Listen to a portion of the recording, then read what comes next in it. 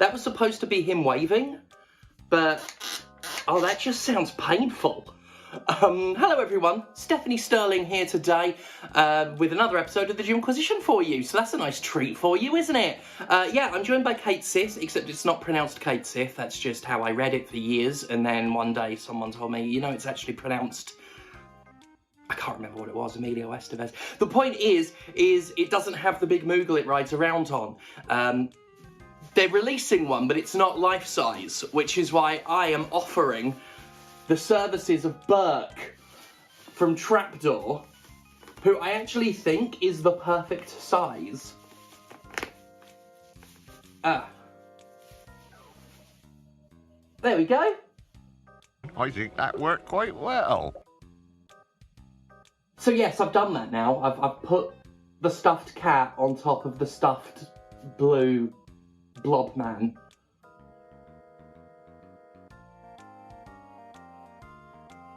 And that's content, I think. Is this anything? Oh, globbits! Oh, globbits!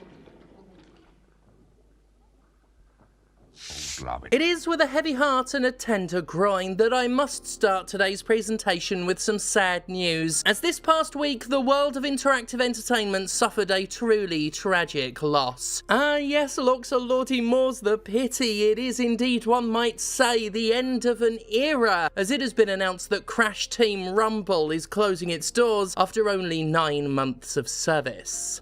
9 months! In the time it takes for a sperm cell to become an expensive problem, Crash Team Rumble rose and fell. So goes another freemium cash grab to the grave, so consigned is another live service game to the historical detritus, within which drifts the carcasses of countless other live service games that took a run at the gravy train and felt instead the crush of its wheels after getting stuck on the track. It's quite beautiful in a way. Crash Team Rumble was one of those MOBA games that I've never really played, except that one time a cute roller derby girl showed me how to play League of Legends. It released in June of 2023, completely without my knowledge, due to a lack of interest in the genre and my utter hatred of Activision Blizzard. It's had 3 seasons of content because everything comes in fucking seasons now, and it's not having any more because the developer's fucking off. Toys for Bob is going independent and splitting off from Activision, which must be absolutely wonderful for the studio, as is any event which places something objectively further away from Bobby Kotick. The publisher is expected to completely discontinue support for Crash Team Rumble, though the game itself will remain live and playable. As has become routine with these closures, the game's obligatory suite of in-app purchases have been disabled. Replacing the microtransactions is a free 500 tier battle pass, including 100 and some items and like previous season stuff, and there's just a whole bunch that doesn't matter. But if history is anything to go by, this will make for an objectively better game. When Chocobo GP shut down its excessively monetized live service elements last year, it became an infinitely more rewarding experience. All the stuff you were expected to pay for or grind for was showered on players, with relative abundance once rewards and whatnot were rebalanced. It's the one good thing about all these service games shutting down in humiliated defeat. They launch as content-poor grindfests, but within 12 months, they're veritably swollen dopamine pinatas. And it sure has happened a lot, right? We've talked about it predominantly occurring with Square Enix, such as its decision to retool the aforementioned Chocobo GP and turn it from a sickening collection of family-friendly season passes and kid-oriented premium currency into a game that's actually pretty bloody good. Notoriously, we spent a good bit of last year going over Square Enix's disastrous string of failed live services, including but not limited to multiple Final Fantasy spin-offs, Bravely Default Mobile, Dragon Quest Mobile, Secret of Mana Mobile, and the infamous Turnip Circus that was Babylon's Fall, a shockingly large collection of games that were launched and shut down within months, often after well less than a year of activity. As we can see with Crash Team Rumble, it's not just Square Enix putting out digitally damp squibs. Squib. Squib. Squib. You only ever hear that one word for firework in the context of that firework being damp, which is just why not call it a damp firework? We all know what a firework is. You see, the problem with the word squib, I've waited years to get on my high horse about this. The problem with the word squib is it already sounds like something that should be damp. It is, in fact, the dampest word for firework there is, and it doesn't even mean damp firework, which is the term we should be using anyway. We should just be using the term damp firework, because then kids wouldn't grow up wondering what the fuck a squib is. It wasn't just me that imagined a really shit squid, right? Like, that's what I thought a squib was. I thought it was in reference to a really low-quality squid. Like, it's got weak tentacles and a missing eye and it chain smokes. The kind of squid you look at and immediately know it's just a big piece of shit. We all imagine the same sad, stringy, dripping little glob of flesh growing up, right? Well, he isn't very nice. A sad and shriveled body, discharged that stinking blobby, encoded in some kind of goo. Oh, only got a single eye. Chain smokes and gambles constantly, and by 10:30 every day, he reeks of meth and booze. Oh, when it comes to cracking, he's sorely lacking. He's gross as Zoidberg and only half as sharp. Well, I'm better. Yeah, he's the narcotic Bobby of Calamari. If you choose this fool in Pokemon, you're gonna lose the magic heart, cause you got a damn squib. A little bitty shitty squib. He's such a cruddy damn squib, a squib, a squib. Pathetic little squib, a squib, a squib. Bah! Squib. What the fuck am I talking about? As we can see with Crash Team Rumble, it's not just Square Enix putting out digitally damp squibs. Squib, I don't even think I've applied the metaphor correctly. Activision Blizzard flicking the lights off after just 9 months sees it join multiple companies to have done so in recent years, and it's a trend that will doubtless continue for quite some time. The live service gold rush is panning out exactly how I predicted it would, with an absurd number of games vying for dedicated streams of both our money and our attention, but failing in droves because our money and our attention are finite resources that can't be sustainably shared by a dozen looter shooters, all doing the exact same thing and demanding the exact same amount of resources. It's an established and appreciated fact, recognised in museums and schools, that I was correct in my warnings about the unsustainability of mass adopting a live service model, a prediction borne out not just by high-profile failures like Anthem, but the dozens of other forgotten bandwagon jumpers, poor doomed bastards like Bleeding Edge that we're never gonna survive. But today's video isn't a celebration of my correctness and lamentation of my place as the perilously ignored Cassandra of video games, not this week. Because while normally I'd look at all these shutdown games and talk about how nobody listened to me, honestly I'm not even sure my warnings about live services were ignored so much as embraced. Worms. Worms? Worms. The more I look at the current state of the live service market, the more I feel its failures are just part of the business model. That it's not about planning for success with every game, but hoping for success among the games. Square Enix has shut down like a dozen service games. All in the past few years, the fact it even launched as many services as it shut down should actually be considered remarkable, but that's been overshadowed by the ludicrousness of their short lifespans. Square Enix is pumping out a lot of games though, many of which go completely unnoticed outside of whatever niche audience they're being pumped out for. And it's joined by Activision, Ubisoft, and all the other usual corporate suspects who have been throwing out all manner of service games, bearing rather short shelf lives. Naturally, the mobile space is the main dumping ground for these short-lived services. Relatively cheap to make, mobile games can be visually unimpressive and don't have to be very big at all. Also, not to be rude about it, but standards for mobile gaming couldn't be lower these days. They're in the fucking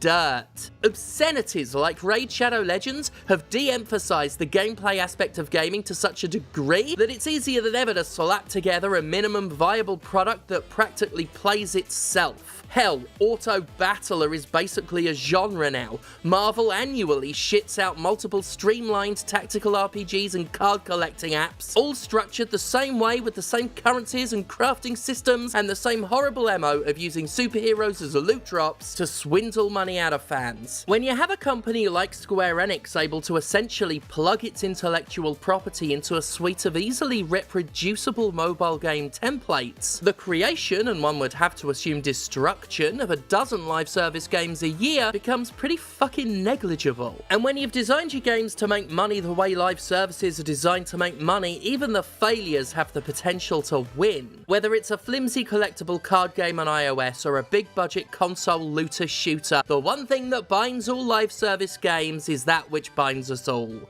money. Live services are, among other things, but nonetheless most typified by an extreme amount of monetization. From the most crass microtransaction to the least savoury battle pass, pretty much all of them launch with some grotesque little bespoke currency or other, because Lord knows the economies are put into these games long before any other sort of plan is, and when these games are out there, disappointing their shareholders by not making exactly more money than 2 fortnights duct taped together, they're still nonetheless making money, exploiting in-app purchases out of whatever player base it gathers together. Basically, Square Enix is in a position where it can rather trivially slap a Final Fantasy sticker onto a game by numbers and set it to print money in exchange for almost nothing, which it will do for many years if successful, but can still manage for several months even if not. Looking at the situation through that lens, why wouldn't Square Enix keep pumping them out? They're a low investment, they can be killed off the moment they underperform, and any one of them succeeding equals millions of dollars of free money. It's basically just a classic case of throwing shit at the wall and seeing what sticks, except Square Enix makes a few bucks off even the wateriest of turds. The premise of my proposition is somewhat speculative, but whether this is the explicitly planned motive, it's nonetheless led to the same situation. A bunch of disposable live services that seem to have been designed to not be missed when they inevitably go away. A formulaic run of glorified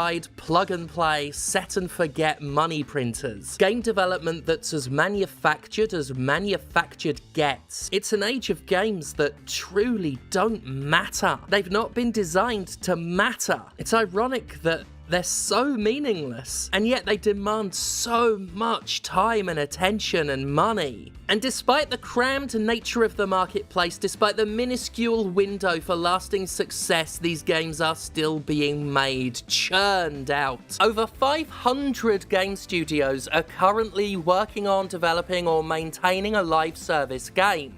500 teams! And I will definitely not forget that I said teams instead of games for the rest of the video. 500. That's 500 games all designed to attract our attention for long-term engagement and financial support. 500 games that all want the finite amount of time and money you have. That's almost 500 guaranteed failures right there. I said 500 games instead of studios for the rest of the video. All clarbets. They're still being made. And they'll likely all have a host of microtransactions at launch. Many of them doubtless will boast of Battle Pass or Season Pass or some such drivel. They'll all cost money, and they'll all confidently take that money from you, even if they couldn't confidently tell you that they'll still be operational by August. Because whether it's planned or not, the people making these games have to know most of them will fail. I mean, I know they'll fail, and I'm not even making them. They have to know, and even if they've got the best intentions and all the hope in the world of supporting their game for years to come, the people making them are knowingly selling content they can't guarantee will have a home in 6 months' time. They can't tell you that the things they're selling you are gonna have any kind of long-term or even mid-term use. But all of this content is being sold on the explicit promise of long-term use. These are service games. These are supposed to be in perpetual motion. You're supposed to get hooked on them, emotionally, intellectually, and materially invested in them. Games as a service could just as easily be called games as a commitment. But if you're getting into a long-term relationship with one of these games, you're just asking to get your heart broken. As I've said in other videos, the game industry has never demanded so much trust from us while deserving so little. Never has the investment prospect been so demanding and the value prospect been so small. With their constant offering of live services, publishers want us shackled to their products. Checking in for our daily login bonuses, grinding in-game for hours and hours, spending cash on various subscriptions and premium purchases, sinking our time, our finances, our thoughts and feelings into these virtual worlds on the promise of said worlds being worth all of that investment. You can pour days of your life into a game's world. You can offer thousands of dollars in the name of its maintenance, but these worlds can just die in an instant.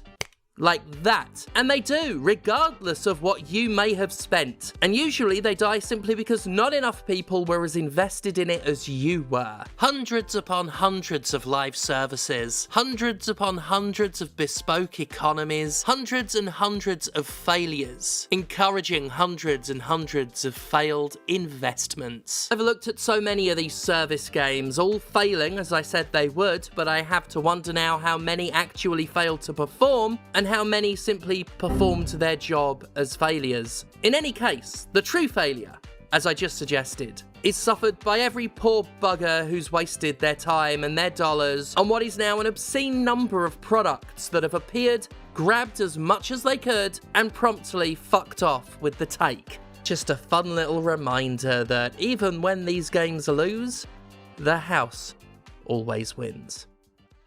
It's funny, these live services are basically scams. Unless enough people are scammed, in which case the game will continue and therefore not be a scam. I mean, they're all scams in that they're all wastes of money, but some are scammier than others. A game that takes your money on the understanding that you'll be playing it for ages and ages, only for that game to close after 9 months. I think that's a bit scammier than, you know, a live service that's still going around today. Like,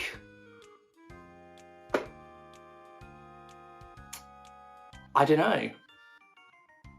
You see, this seems like it's a joke about me not remembering any live services because they're all dead, when there are actually a whole bunch of intensely successful ones. I just don't want to say their names. Thank God for me. I'm just going to go now. I've done enough video. Yeah.